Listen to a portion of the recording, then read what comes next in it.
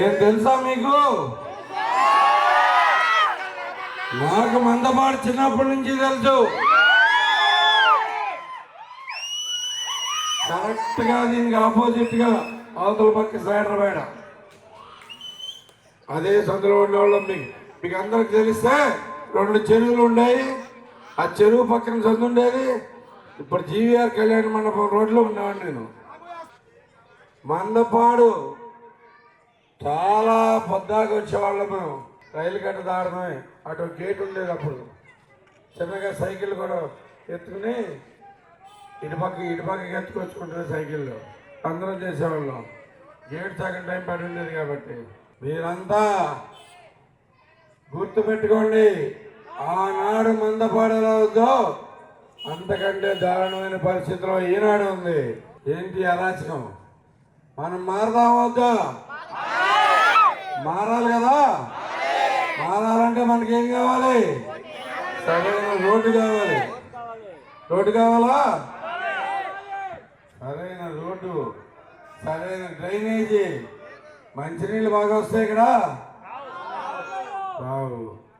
ఇదందరికీ కారణమైన వ్యక్తిని మనం కూడా ఒకసారి ఆలోచిద్దాం. ఇంత దారుణంగా మనం ఎందుకు ఉండాలి?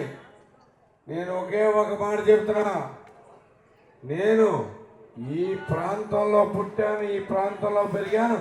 ఈ ప్రాంతం వల్లే నేను ఇంత రాడయ్యాను. ఎందుకంటే మనం ఎలా పెరుగుతాము, ఏమవుతాము అనేది మనం పెరిగిన సొసైటీ అంటే మనం ఉన్న లొకేషన్ మన డిసైడ్ చేస్తుంది. అక్కడ పెరిగిన పరిస్థితులే మన ముందుకు తీసుకెళ్లేట్టుగా ప్రేరేపిస్తాయి. అది నాకు పూర్తిగా తెలుసు. అందుకోసమే నేను గుడివాడ వచ్చా.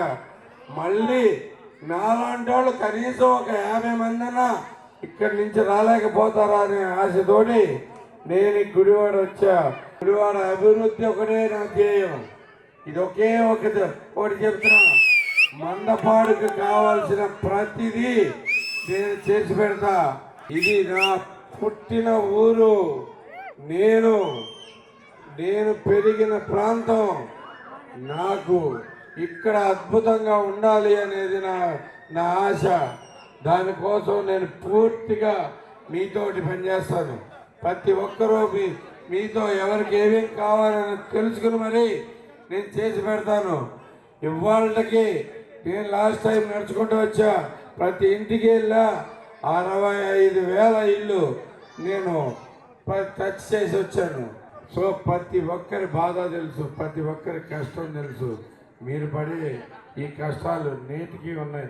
నా చిన్నప్పుడు నీళ్ళ కోసం ఎంత బాధపడేవాళ్ళో నాకు తెలుసు.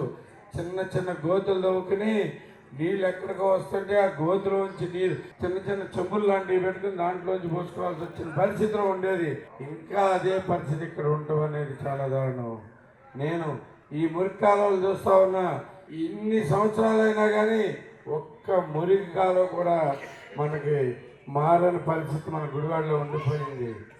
ఇది మార్చాలి, మార్చే తీరుతాను. నేను దానికోసం వచ్చాను. మీరందరూ సహకరించండి. ఒకే ఒక్క అవకాశం మనకు 13 రాబోతుంది. దాన్ని తెచ్చుకుందాం. ఈలోపు ఇక్కడ ఒక కమ్యూనిటీ హాల్ అడిగారు.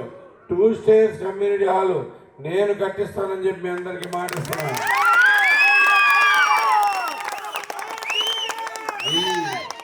నాకు తెలుసు పక్కనే ఉంది జీవీఆర్ కళ్యాణ మండపం. కానీ అక్కడికి వెళ్ళాలంటే గేటు దాటాలి. గేటు దాటాలంటే ఎప్పుడు నీ గేట్ ఓపెన్ చేస్తారో తెలుసా? అక్కడికి వెళ్ళి అంటే ఎదురుగుండా ఉండే కళ్యాణ మండపం, కనపడే కళ్యాణ మండపానికి వెళ్ళాలంటే మనకి ఎంతసేపు పడుతుందో మనకే తెలియని పరిస్థితి. నాకు తెలుసు. నేను ఇక్కడ 2 స్టేట్ కమ్యూనిటీ హాల్ ఒకటి చక్కగా కట్టి పెడతాను మీకు అందరికీ అని చెప్పి మాటిస్తున్నాను. ఇదే కాదు, చదువుకున్న ప్రతి యువతకి ఉద్యోగం ఇస్తా, ఉద్యోగం వచ్చేది చేస్తా. అది మ్యాక్సిమం గుడివాడలో వచ్చేది చేస్తా. గుడివాడికి ఎంత లేదన్నా కానీ 10,000 ఉద్యోగాలు తక్కువ కాకుండా ఈ 5 ఏళ్ళలో తీసుకురావాలనేది నా ఆశ. 10,000 ఉద్యోగాలు గుడివాడకి వస్తే 40,000 మంది జీవితాలు బాగుపడతాయి, 40,000 మంది బతకొచ్చు.